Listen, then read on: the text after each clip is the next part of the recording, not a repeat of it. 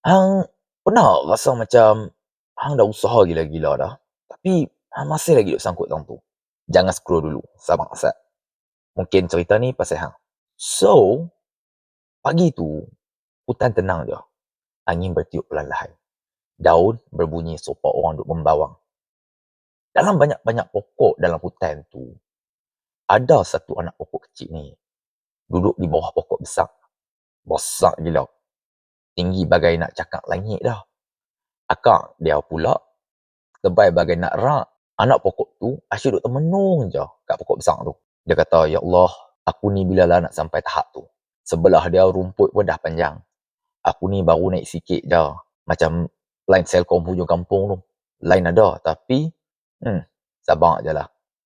Bila hujan turun, dia marah. Dia kata, "Hang turun pi lah selebat mana pun. Aku ni still sama aja. Tak nampak beza mana pun. Macam aku punya struggle. Penat tu ada. Hasil, ke laut." Bila angin kuat sikit, dia yang paling gelabah. Pokok besar steady je. Tapi dia, dia angin tiup sikit je. Dah hayun kiri kanan. Macam tak ada pendirian. So, satu hari ni, dia dah tak tahan dah. Dia duk mula beletiak sorang-sorang. Awal aku lambat sangat nak naik. Aku dah try dah macam-macam. Aku doa dah. Aku usaha dah. Orang lain laju je naik.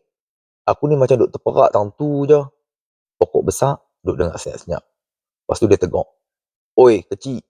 Anak pokok usah belah dia. Lepas tu pokok besar kata, "Hang duk tengok aku besar dan tinggi. Tapi hang tak tahu kerja gila yang aku buat untuk nak sampai tahap ni. Hang ada idea tak sedalam mana aku tanam diriku?" Anak pokok tu diam dengan muka confused. Dia tak expect reaksi tu dari pokok besar. Reaksi muka anak pokok pun mula bercampur aduk. Tapi kali ni bukan sebab marah atau kecewa. Tapi sebab dia baru sedar sesuatu. So pokok besar pun sambung lagi. "Dulu, masa aku kecil dulu, aku pun kena pedas jerak. Dia kata aku lambat tumbuh lah, kata aku akan mati ketut lah. Yang mereka tak tahu, masa mereka duk tengah sibuk menumbuh dengan cepat, aku pilih untuk kuatkan bahagian akar aku dan dahan-dahan aku. Aku tak ligan nak jadi tinggi dulu, aku ligan kekukuhan dulu.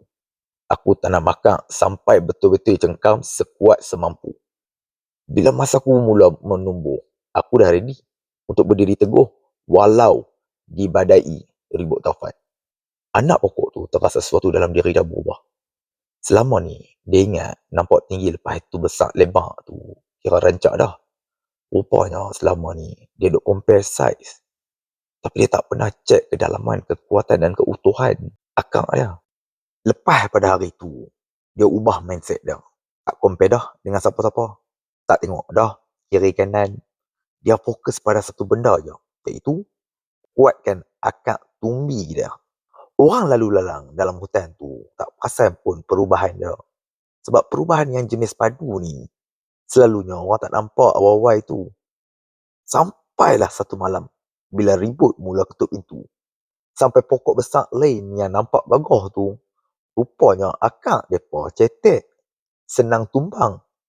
Anak pokok kecil tu pula masih berdiri teguh. Tinggi tu tak tinggi sangat, besar tu tak besar sangat. Tapi dia tak kecundang. Masa tu baru anak pokok tu faham. Hidup ni bukan pasal siapa cepat naik, siapa lambat naik. Tapi siapa tak kecundang bila dilandai ujian. Selama ni, hang ingat hang lambat sebab hang tak cukup power. Pernah tak hang terfikir? Mungkin Tuhan tengah bagi hang masa untuk build up.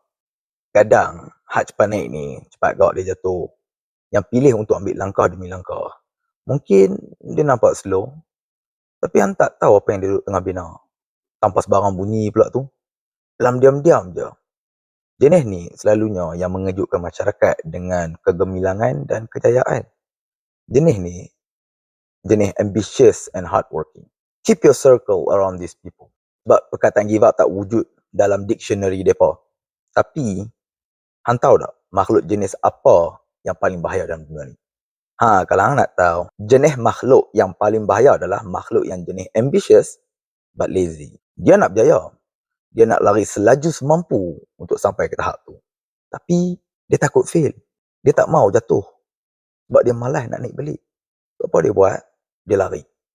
Dia lari selaju-laju dia mampu. Dia nampak shortcut, dia ambil. Tak kira. dia jenis tibai semua. Lalah, bila dia sampai ke tahap tu, dia tak tahu dah nak maintain macam mana.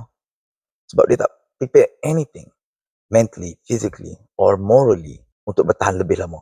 So, the moral of the story adalah, bila ribut melanda, tak kiralah besar dan tinggi mana pun, hang, kalau akak hang tak cukup kuat, tumbang go akhirnya.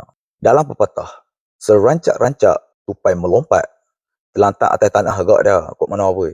So, kalau hari ni hang rasa hidup hang slow, mungkin bukan sebab hang lemah atau lembab. Mungkin sebab hang sedang dibina untuk kukuh dan bertahan lebih lama berbanding dengan orang lain.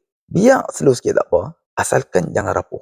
Never rush, yet never fail to arrive. So, setakat ni lah cerita kita hari ni. Mamu harap dapat memberi manfaat kepada hampa semua. Thank you so much sebab support. So, alvida. Assalamualaikum dan salam sejahtera. Bye-bye.